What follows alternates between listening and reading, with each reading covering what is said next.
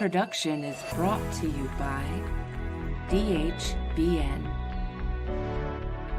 WTHC Radio, and Stoner Records.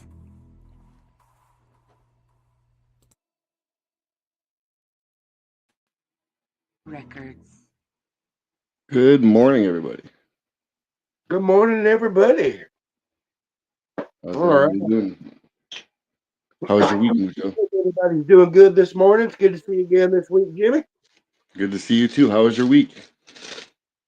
It was cold and snowy and Arctic. Same. And I don't think I want to do that again. I'm done. I'm over it. Yeah, I feel that. Gardening.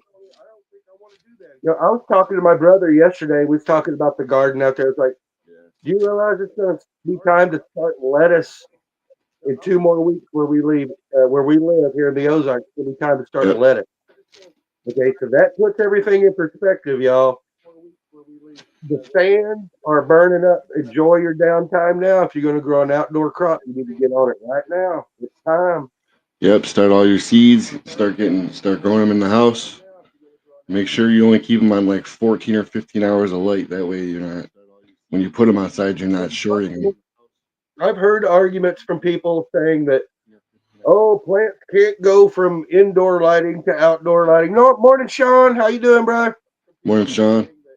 You know, and I've heard people say, oh, you can take plants from inside and go outside and da-da-da-da-da-da. And everybody is right, kind of. Everybody is right, kind of. There is a formula that I've found. There's a formula that you got. It's all about the amount of light and the intensity of light. Yes, I would not recommend taking a plant out of your grow room and throwing it directly outside under the sun. No. It's going to burn the living shit out of it. Although the indoor lighting is pretty intense, it's nowhere near intense as the sun. The sun puts out way more UVs. It will. And if you're going to do something we call hardening off a plant, I will take a plant out of the grow room. I will put it in a south-facing window of my house where it's getting indirect or dappled sunlight most of the day. I'll do that for a week. I'll do it for a week straight. And then I'll put it in another window where it gets direct sunlight for 2 or 3 or 4 hours a day for about 3 days. After that, then you can take them outside and put them in the greenhouse, give them a little bit of matte shade, you know. And that's how I harden mine up. I prefer to take the slower plate. Some people will just take them, put them in a little tomato tray, put your clones, and set them out under a tree. You know, just so you shady after light for 3, 4, 5 days. And it'll make a big difference with how well your clone reacts to being outside. Correct. Yeah, you got to harden it up. You got to get it climatized. Like all young plants, if it's nice and 75 degrees in your greenhouse, perfect humidity, and all of a sudden you take it outside and you've got that 45, 48 degree night in the spring, your plant's going to be sucking. Your plant's going to be sucking real bad. Yeah. I use one of these. It's a burpee tray thing. It holds like 6 of them. And that's how I put my clones in. The root blocks fit right in there. You know, I went to the hardware store. I was there yesterday, and I went and made a stroll through the lawn and garden. Good Lord, man, that stuff is crazy now. And it's crazy expensive too. It's crazy. I was like, man, what happened? They're just trying to make it to where it's trying to make it to where it's too expensive. It's not really sunburnt. It's more like too hot. It'll come back, but it's more like a heat. It will, but it'll get wilty. It's kind of like you. When you get sunburnt, all that layer of skin's got to come off. Same thing. All those leaves that got burnt, they'll wither and shrivel and die, but new ones will replace them. What environmental factors have you found most critical for successful root cloning?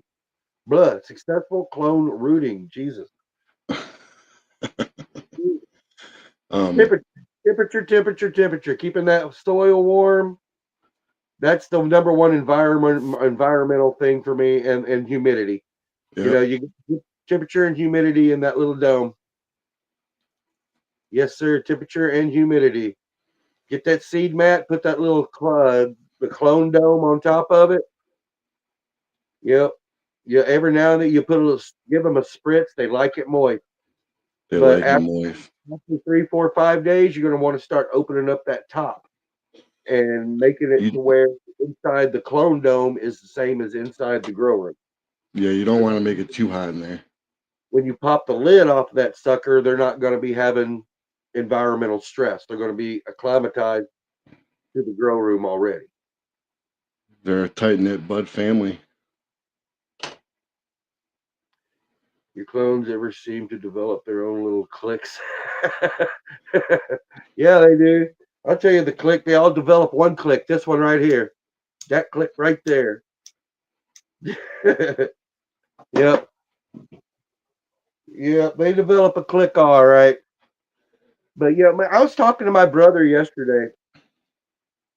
Because we were talking about growing pot. We always talk about growing pot. We got to get my new grow permit in order. That's the first thing I got to do. If you guys, number one, if you live in a state where you're able to grow marijuana, get your permit. Get your permit right now. If Don't it's wait. applicable, if you need to have a permit, yes, get a permit. Um, but we were talking, and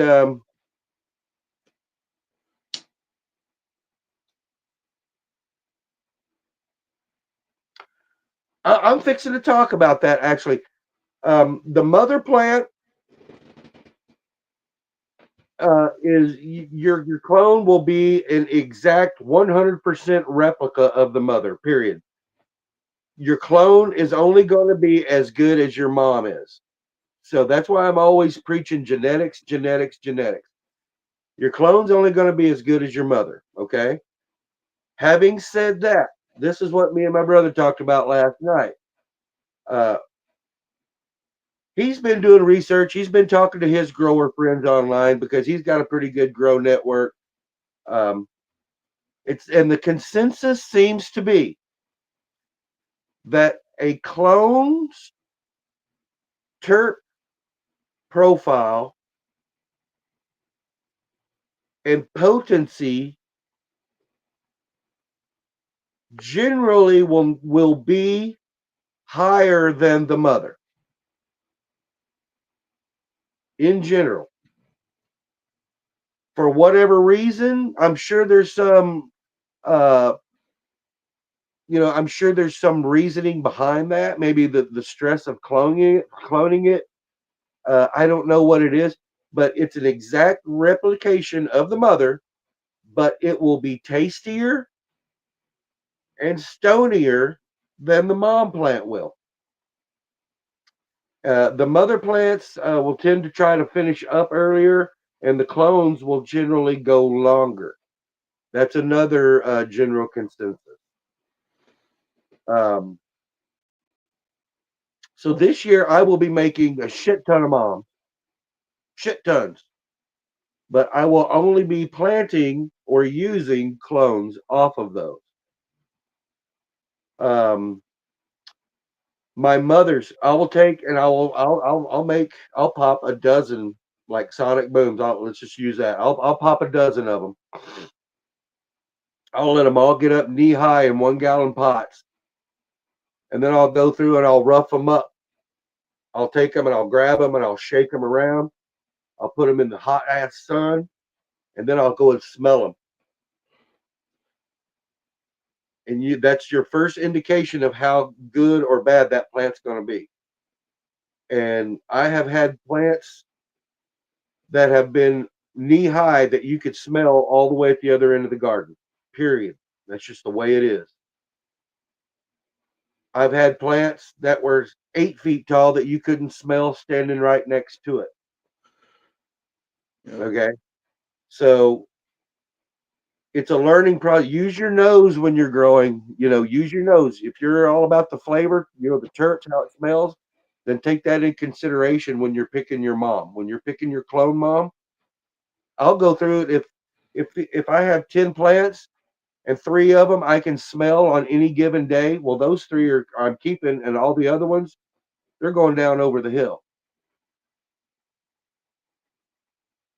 You had a clone that you turned hermaphrodite, and your mom stayed.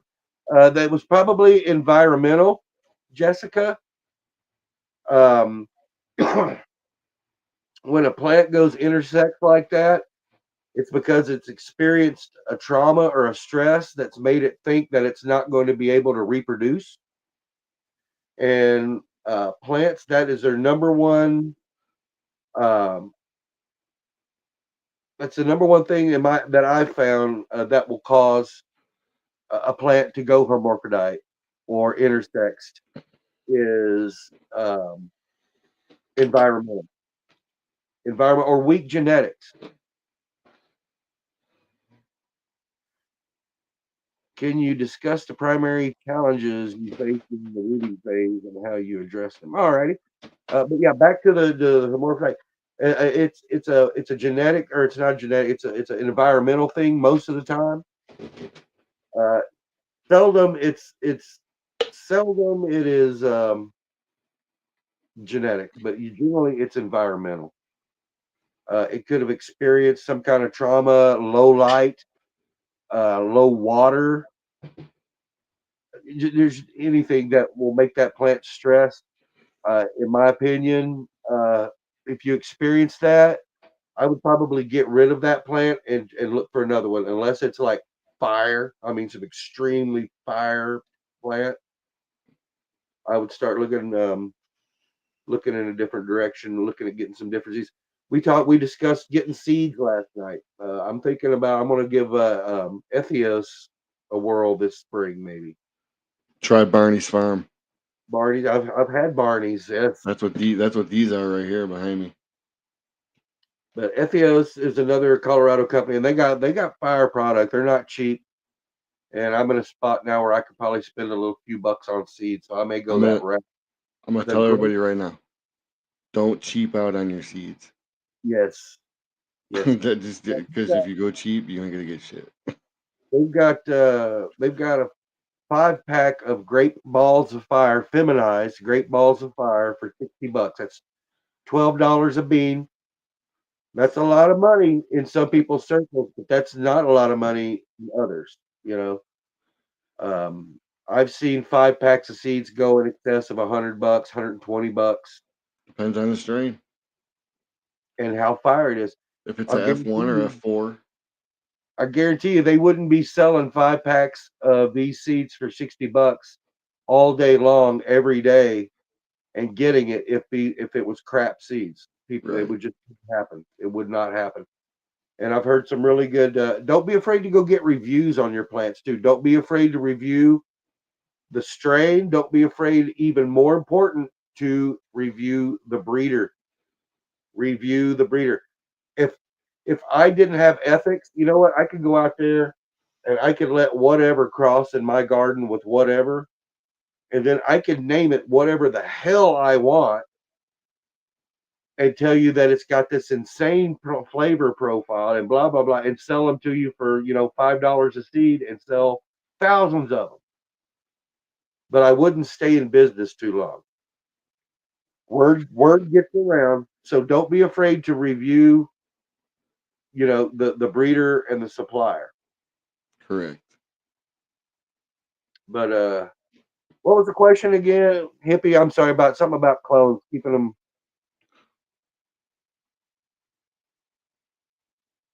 Go ahead, Jimmy. Go ahead and take one for a minute. I need to smoke some weed and Um, drink coffee. so the rooting process is like one of the most. It's one of the most difficult processes because if you don't trim it right, if you don't cut it right, and if it's not cut right, it won't root right. It's not, it'll like.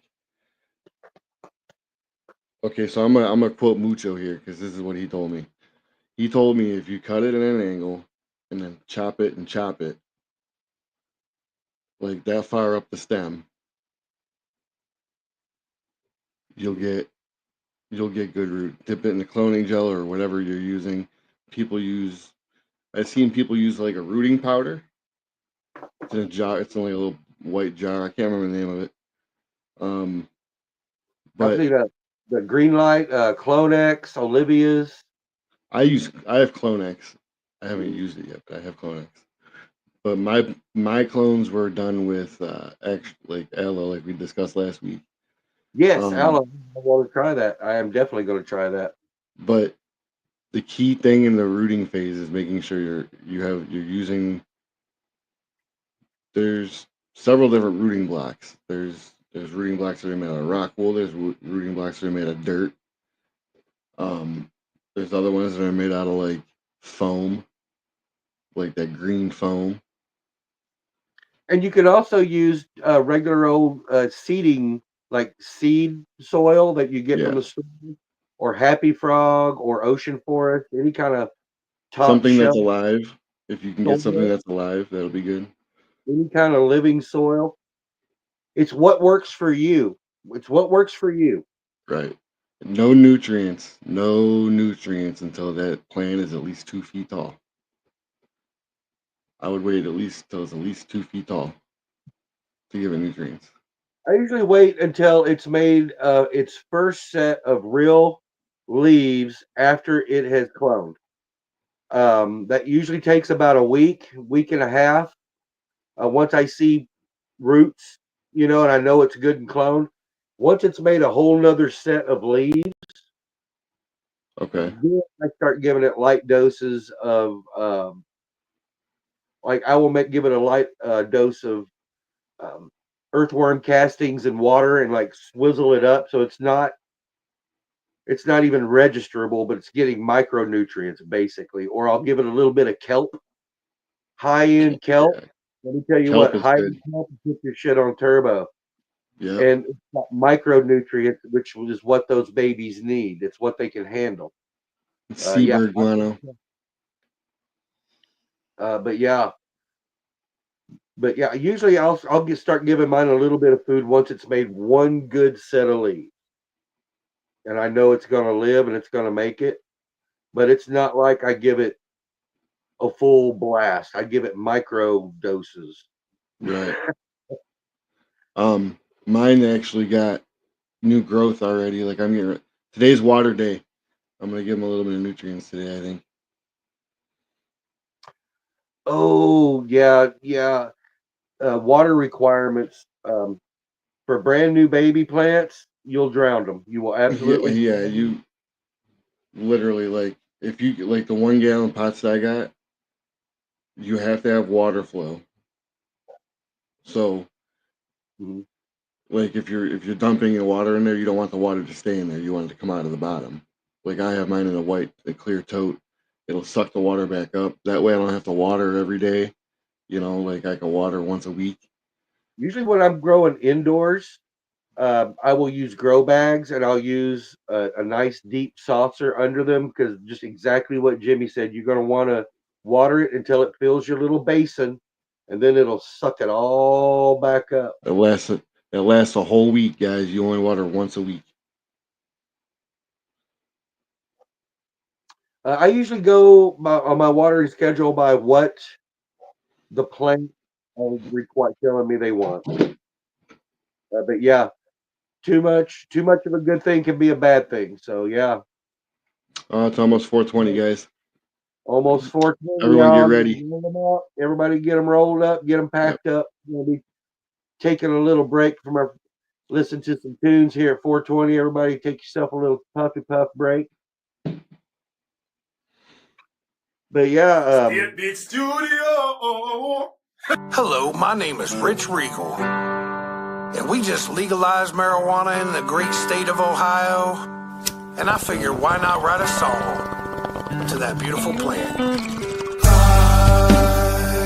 looking for the light, just wanna get high, so I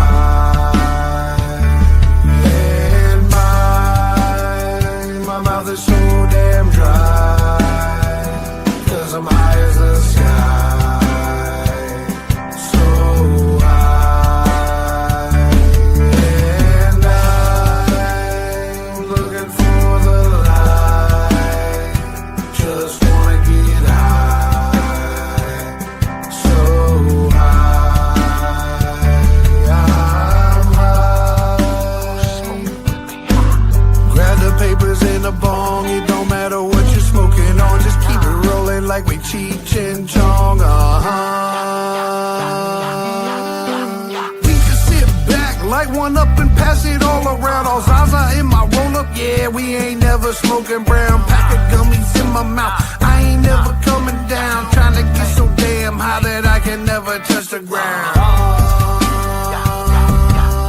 And we do it like this, no seeds, no sticks. Boogie over there, lighting up another damn split. So I grab it on up and put it to my lips like this. I'm looking for the light, just wanna get high. So and my mouth is so damn dry, 'cause I'm high as the sky. So and I'm looking for the light, just wanna get high.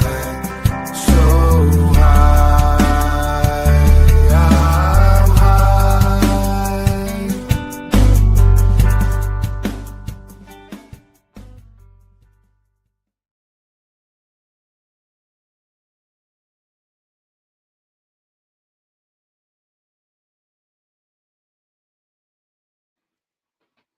All right.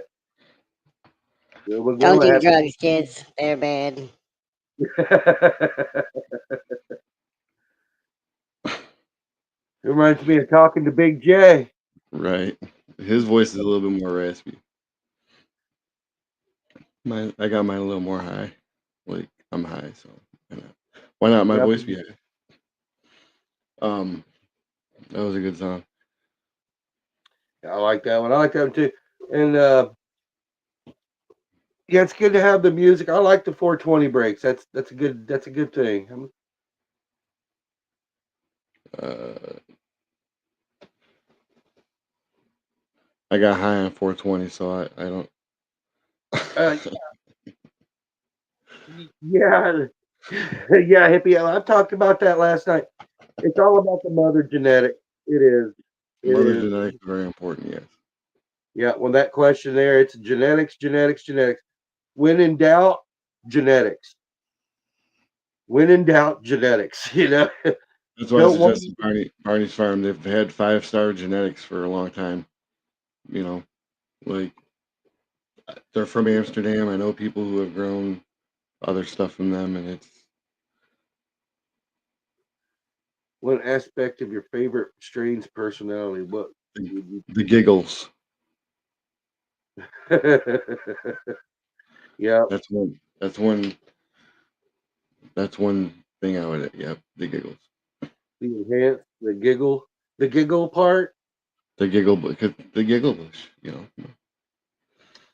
I'm with everything. I'm always on the terp hunt, so I'm about the terps. It Yeah. can be like 10% THC. I could give a shit less, but if terp profile is off the charts and I still get high, I'm all about it, dude. I am all about the flavor train. I'm all about it.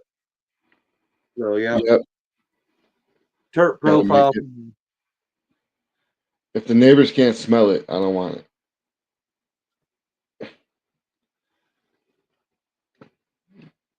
To minimize the risk of disease or pest infestation. Let's see. Number one, you can dip your clone in like a 3% hydrogen peroxide solution before you clone. When you clip it, dip it, and that will sterilize that clone. That'll take every living anything off of it, PM, bug, whatever. I highly recommend you do that if you buy clones from somewhere and bring them into your house. I would recommend doing that. Put hydrogen peroxide in a bottle and just hold your clone sideways and just hold it upside down. Spray everything. Clean that clone. Do not bring that shit in your house until you've cleaned it. Right. Right. You know, because you don't want to be bringing anything bad into your house. But generally, we do a little dip. We do like hydrogen peroxide dip. I also, speaking of that, called bud washing. At the end of the growth cycle, I grow outdoors. I live on a farm. Um, you were talking about pests, and how to prevent pests and keep pests off your plants. I use a pimethrium, and it's made from chrysanthemums. It's all natural, 100% organic. But I also use something that's called a bait plant or a trap plant. I use lots of marigolds, which are that bugs hate marigolds. But my trap plants, I'll plant away from my pot, but they're plants that bugs like a lot. So I'll go plant them way over there on the edge of the woods or on the edge of the field. The bugs usually molest those, and then they don't mess with my pot because they're surrounded with marigolds and covered with pimethrium. Optimal condition and age of a mother plant. Generally, if it's got a limb or a top or anything on it long enough to make a clone, I will not hesitate to make a clone. Yeah, it's just got to have something long enough to take. And if you don't want to kill the plant, only take that one and let another one grow, and it'll be a On new grow. mothers, You'll have. generally on new mothers, I will take bottom limbs because they're genetically healthy. They've been alive the longest, and it doesn't seem to stunt the plant. Because I know people that'll go in there and like take the top and then chop the tops up and make 10 different clones. I'll make 2 or 3 clones out of the bottom limbs just because you can get them going earlier. Okay. And that's the only reason I do that.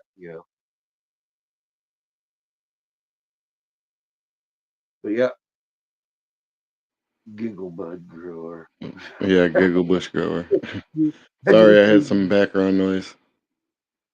But yeah, But yeah, like if it's like a foot tall and it's got a long enough limb, you can chop that limb. Just yeah. don't kill the plant. Don't kill the plant. That's the big one. You Like I know, when you said, care in caring for them, you want to keep them in the right amount of light. They really need the blue light right now. They mhm. need a lot of the blue light right now. Let's one that keeps turning brown.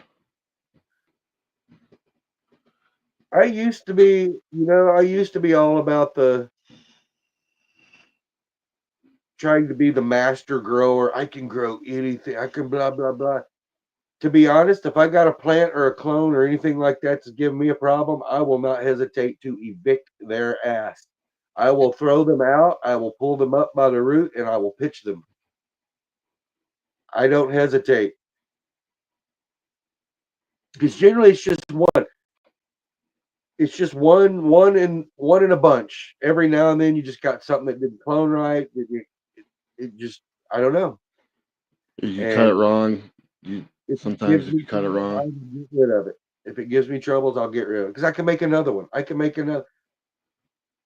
go over to one of these healthy plants and make 3 more clones in less than 2 minutes. I can make clones. yeah, You know. Yeah. Once you get the hold of it, once you get the hang of making clones, yeah, you'll be like stage the plot party with permission. No, one time. Well, yes, I've had them grow into the light. I've had them get burnt. I've had them get sunburnt. that turns the plant the bud white. Yeah, tried to light itself on fire, but I've had a 1,000-watt light, and one of the D rings popped, and the light swung down, was hanging by one light ring, and the very bottom of my light took off the very top of my pot plant, so it guillotined that sucker. Yep, that was Did you bad. smoke it? I sure as shit did. How'd it taste? Did it taste Nasty. burnt? Man. I was It gonna say, tasted. It was nasty. Yeah, but I just took and cut it off and cut it at a 45-degree angle, and hung my light back up, and it grew. It didn't make nearly as much pot, but it grew. I definitely had a light going all the way to the bottom of the plant, though. A clonical intervention. I don't know how to answer that. Oh, but I do go in sometimes when I do have mothers, and I'll just give them a haircut because they start getting too big. Literally, just take your scissors and just like give them a haircut because you're just going to bush right back out. What was that question again? A clonical intervention. Clonical intervention. I thought there was another one. Does tapping the emojis help the live? I don't think so. I'm not sure about this live over here. Because the producer would know about that, the hippie. Is there anything we can do besides sharing the live, hippie, that will like, share, subscribe? That's it. That's what you can do. Share and So, subscribe. if you want to push it, share it out. There you go. Share it to all your pot growers and friends. And friends, yes, indeed. So yeah, I shared it out to a couple different discords last night. I need to get on everybody else's discords and start sharing it out too. Yeah, I share it out usually to Facebook. A couple people on Snap, text message, Facebook Messenger.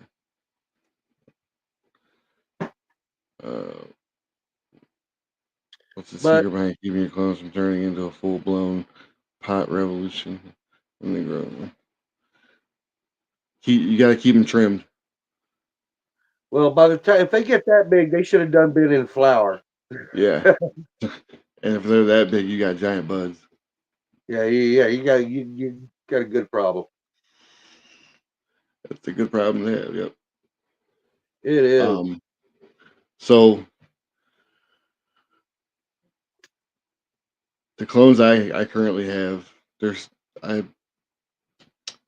growing, but they're like the leaves that were brown are continuing to brown. So,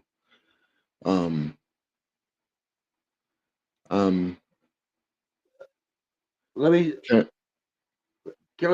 see a picture. Give me a picture of them. I'll pull you a clone out right now. Let me see what's going on. Yeah, hold on a second. I'll pull a clone out right now. You think your clones have a favorite humor type, or are they just naturally high spirited? I think they're just naturally high spirited. You don't have to give pot plants any nutrients for them to create THC. It's just not going to be as strong as it could be. Yeah. Like I said, it's a weed. It'll grow in a ditch on the side of the road in the middle of Kansas. So Right. So hold on a second. I'm going to get a clone out.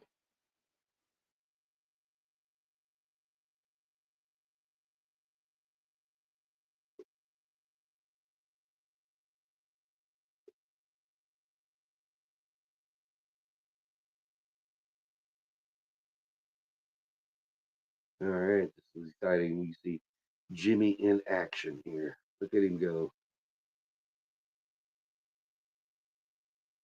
Oh, the old blurple light.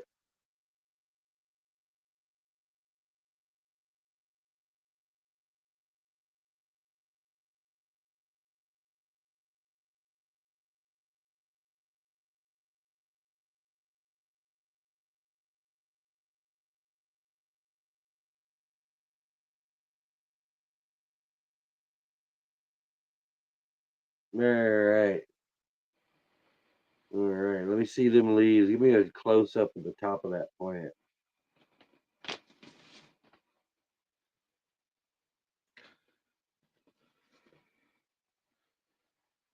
Morning, old school. What's up? This one's turning purple. It's like dying but turning purple. See it? Yeah, honestly, it looks like it needs to be fed. Yeah, I'm going to feed it nutrients today. I just was waiting for them to root. It needs nitrogen. That's Yeah, what that's nitrogen. I'm gonna give them all some nice food. Yep, give them all a good something to eat today, and yeah, you'll notice a huge difference. This one's got a brown mark on the leaf right here. Yeah, I would recommend some foliar feeding. Maybe if you had some kelp, mix some up in put a tablespoon in about a quart of water, and put Yep. it in a spray bottle and foliar feed along with the root drench. I would recommend that. Okay. Yeah, foliar feeding. Everybody, if you've never foliar feeded, if you've never Feeded. foliar fed your plants, you're missing out. Um, you always seeing people walking up with their little spray bottles, but talking to their plant. That's a thing. That is a for real thing. Foliar feeding is huge. Your plants, they uptake nutrients through their leaves. Okay,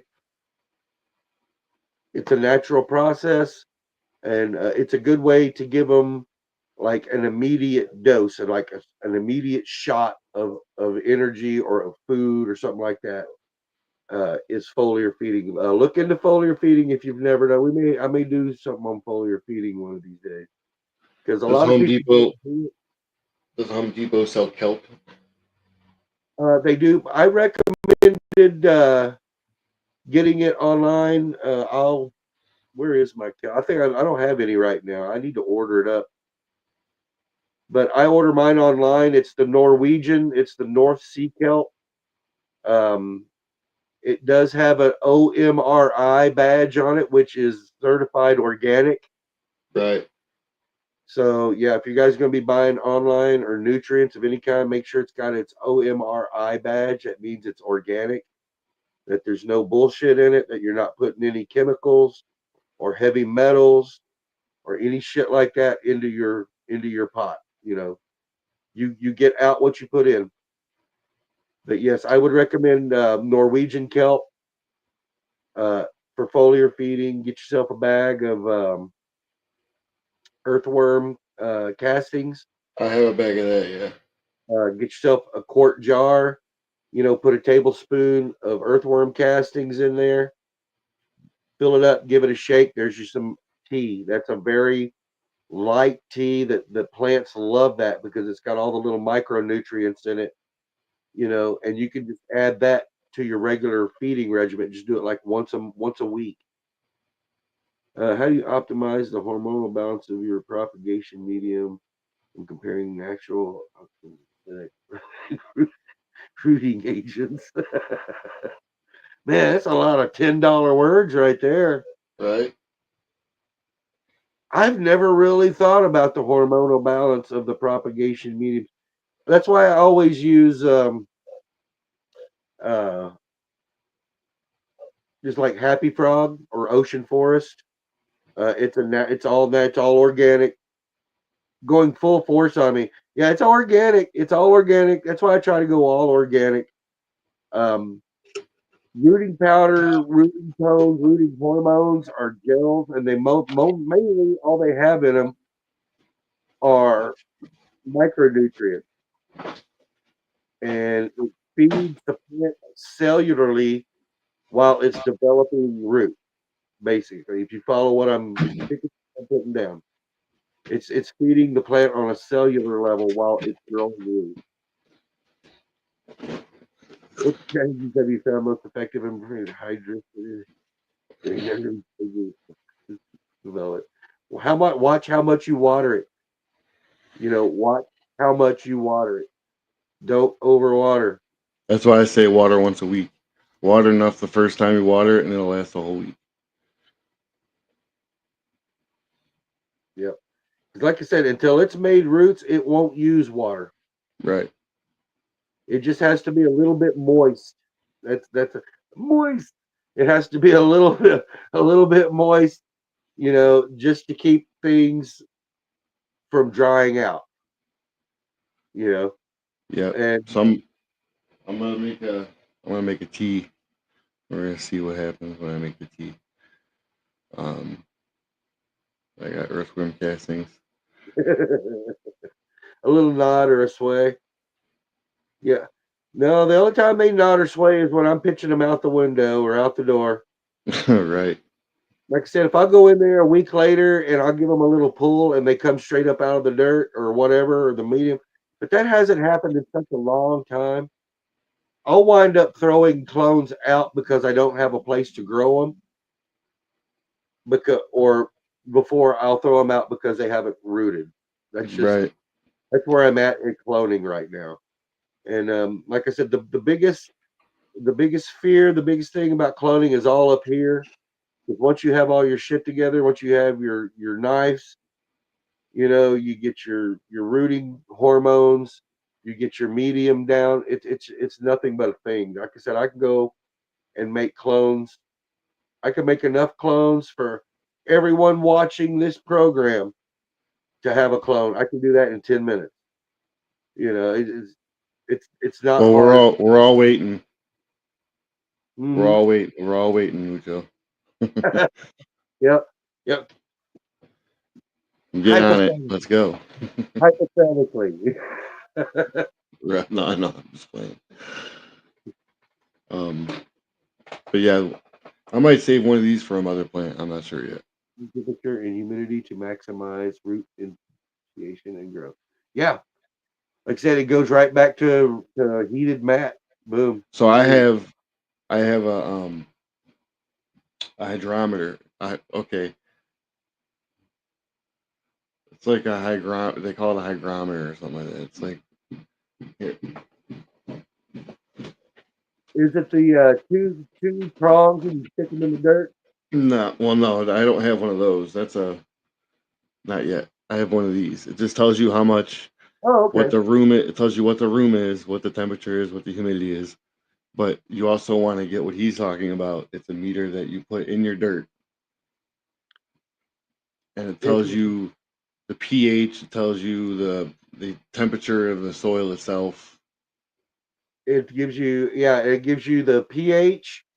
It gives you how dry or moist it is. Yeah, And what else? It does one more thing. it's got three functions. I think the other one's like humidity of the soil or temperature of the soil or something. I highly recommend one of those. Yeah, But I tell you what, since I was growing outside though, I haven't used that thing. Growing outside, once you get your beds made, I use raised beds. They perk their own water. So I water literally once a week. Literally. I mean, outside. I mean, if it's the hot part of a drought and it's hot and windy, I will water twice a week just because of evaporation. yeah. It goes into the ground. Nope. No, I have never had any kind of digital or computerized or anything like that. Back in the olden days, I used to write everything down Always make until, a book. yep, I used to write everything down until I memorized the book. Now it's all up here. you know, yeah, it's I kind of have a like book. I'm going to start using as a journal for these. having an instant database. It's like, okay, I've seen that before. I need to do this, this, and that, and that'll fix that. You know, same thing. Growing outside, same thing. You get a bugs, you get a mold, you get anything going on, anything out of the ordinary. You see weird spots on your leaf. You're like, okay, shit, I need to give it some magnesium and zinc. Okay, it needs micronutrients. I need to go give it, some kelp and make a little tea with some earthworm castings and bubble that shit up. And give it a root drench or give it a foliar feeding. It all clicks now. It makes sense to me.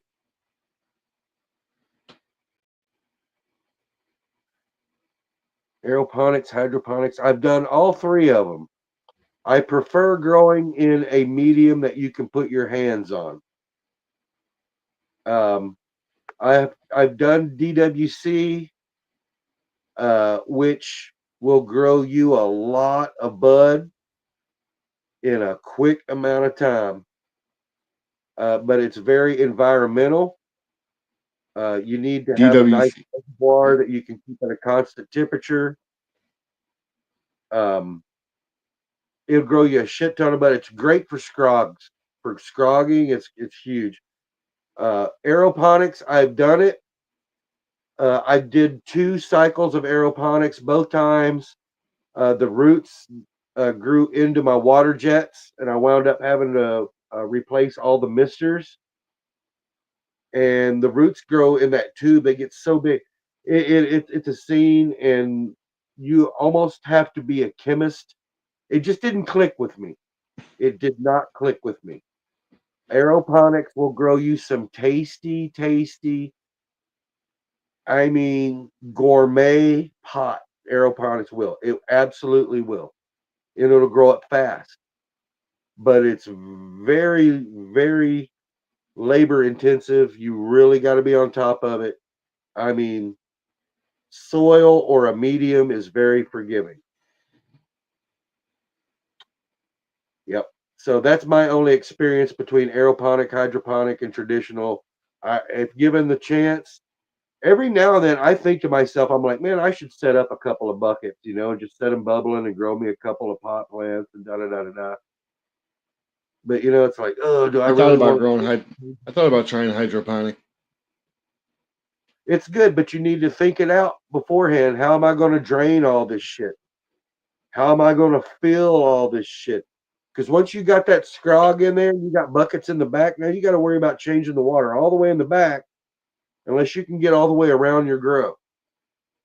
That's the whole thing about. That's what I'm saying. You need to think it completely out. Put a little transfer pump While on the minimizing. bottom of the buckets. Yeah. I do that when I'm making clones. I'll have my little clone box, and it's got little levers on the top. And as your clones, once they make their first set of leaves, I'll open those levers up, and I'll let that humidity go out of that box. So it's basically a little more humid than the grow room, but not as humid as the clone chamber. Okay, and then give them about 3, 4, 5 days with the little spinners on top open, and then after that, go in there and take the lid off for 2 or 3 hours a day, and then put it back on. You take the lid off, put it back on. Then you can just leave the lid off. After a day or two of that, you can just leave the lid off. Climatization. Yep. Growing kids will minimize your transplant shock. That's how you do the environmental thing. Transplant shock. There's nothing you can do about transplant shock. It's going to happen. I think I got lucky with these. Only thing I can recommend is warm up your soil first, so it's not going into cold soil. That'll set them back a week right there. I used warm water. Warm water. There you go. Yeah. It was a room temperature water. Yeah. Oh yeah, to rehydrate your core bags. Yep. Yeah. That's a good idea. I put it in that black tote right there. I Yep. put 4 of them in there, and I filled it up with water and just sucked it right up. Yep. I liken it to, being in the summertime where you're nice and hot, and then all of a sudden you go and jump in a spring-fed creek. Right. That's basically what you're doing to your clones. If you take them from a nice, warm little clone environment where you got them on their seed mat and da da da, and then you put them in some cold ass soil you just brought in from Home Depot or wherever, and that shit's as cold as your trunk was, Yeah. riding home. Always let it sit in your house for a few days before you Warm it up. Warm warm it up up. that. Yep. Yep. Because if you put it in there with cold soil, that's why I got I used warm water. I used fucking nothing was outside. Mhm. It was cold as shit outside when I brought them home. Think about when you're doing that. Think about it as if you're treating yourself. I even turned my seat warmer on When I in my do that, yeah, put on your seat warmers. Do you like going and getting in your car on a cold ass day and no, it's nice to go in there and plant your butt on a nice warm seat. yeah. Same thing with clones. So, yep, same thing. Yep. When I brought them home, I turned my seat warmer on to keep them warm.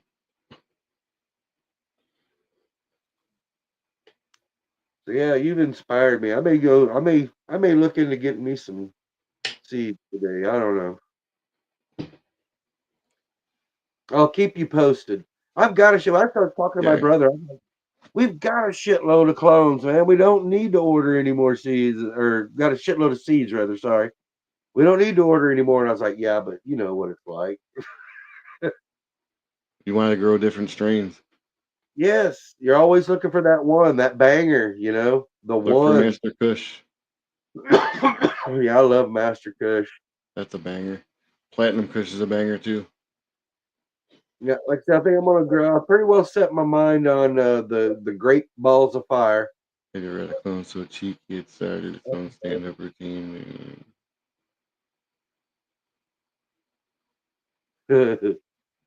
High Comedy King. It'd be the High Comedy King for sure. Puns get cold. We like potent. I like potent. I like tasty too. Yep. That's another thing. Terps. I use a terp enhancer.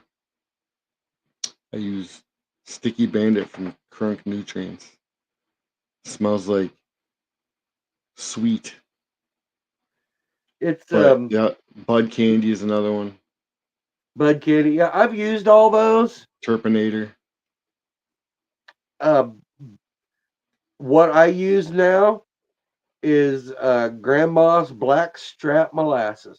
Yeah, I heard that shit works real good for bringing out terps. It's because basically what you're doing is, without getting too nerd about it, all that sweet and the terp enhancers and da da da da da. All that is sugars, high brick sugar, and what you're doing is feeding the enzymes in the soil. That's what that's doing. Your plant is not using any of that. None. What you're doing is you're feeding your soil. The enzymes are eating that, and what they're pooping out is what your plant is using. Okay, and that's what makes the plant able to use that sweet water, basically, and that That's what. enhances the terpenes. That's why I suggest And using worms in your soil yes, because your worms eat all that nutrients and then they poop it back out and it's in the earthworm castings. When yes, you buy the earthworm castings, the only thing that's in the earthworm castings that you're buying is dirt. Essentially, it's organic dirt. But if you put worms in your soil, you're making your own earthworm castings, and that's how your plant is using the nutrients. so basically that's It's got what to be all that eaten. and everything is. That's why I use the Grandma's Black Strap Molasses. It doesn't come in a cool bottle. It doesn't come in a flashy, label, and it's ugly. And it comes from Walmart. But it works. It works hands down. It works. So You do you know. mix it with water? Yep. I mix Let's it in a little bit of warm water with a couple tablespoons, and then I'll pour that into my gallon of water. And I'll once a week I'll go out and give it its black strap molasses, with its nutrient regimen that I give it. I usually try to feed the soil. Usually, what I'm giving it is, um, like, I'll make teas. I'll bubble up. I'll bubble for 24 hours. I'll put earthworm castings, blackstrap molasses, some seabird guano, a little bit of bat guano. I'll use natural mycorrhiza. If you You go can buy out, all this on Amazon, guys. if if um, if if you live in the woods and you've ever been in the woods, you go out there and you turn the leaves over, and you ever see you get way down next to the where the dirt starts, and there's all that white shit on the leaves. That Yep. is natural, local mycorrhiza. Okay.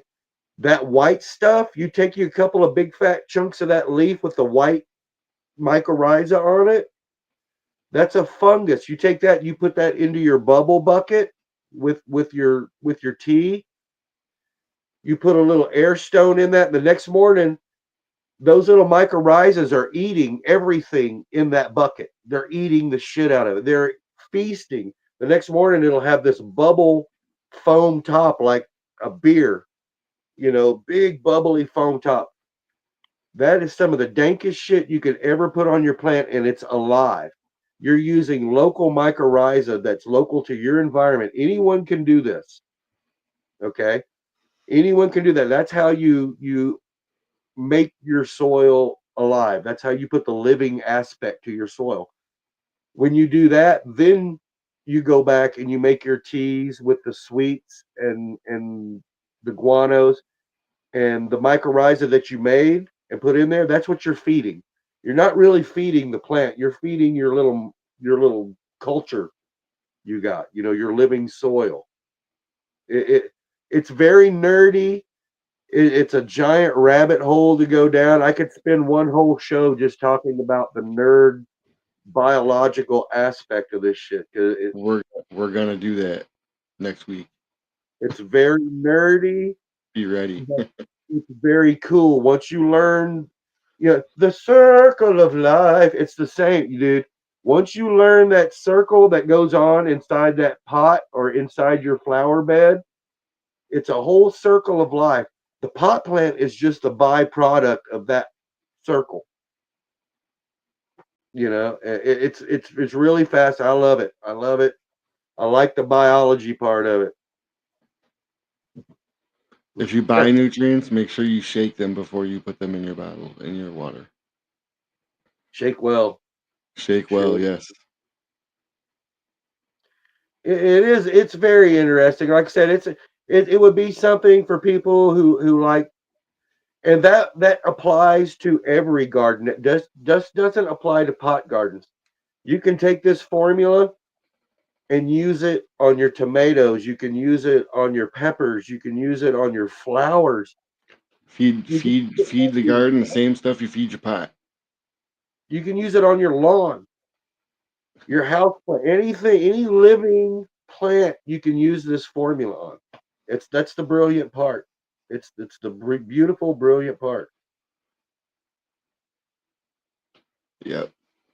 And if you're buying all of your ingredients, your guanos and your castings and your kelps and your molasses and all those are organic, well, then from the very start that, hey,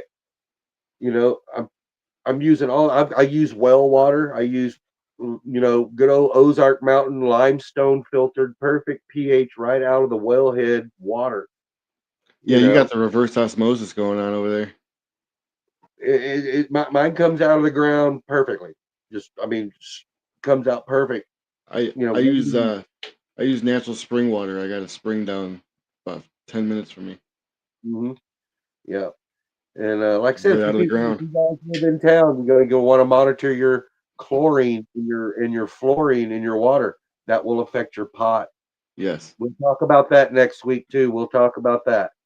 Absolutely. Yep. We're going to get nerdy next week, you guys. We're going to talk about the biology of pot, and we're going to talk about your water and what's in your water. If you live on a public water, you should already know what's in your water. If you live on public water, you should know. If you don't, you should find out.